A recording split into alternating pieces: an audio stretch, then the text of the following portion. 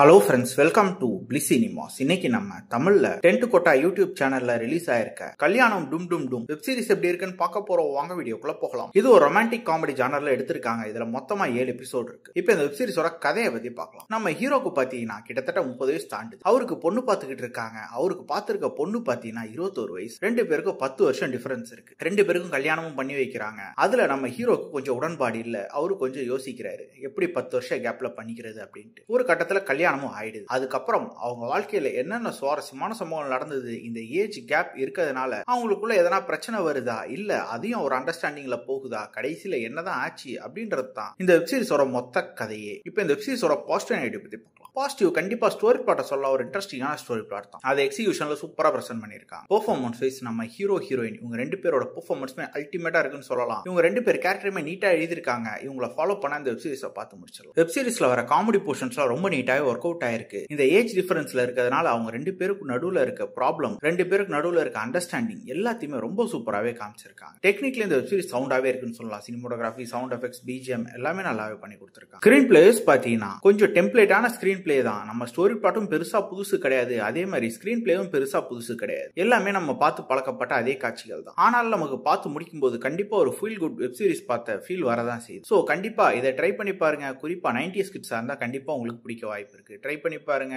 இன்னொரு வீடியோல சந்திக்கலாம். தேங்க்யூ.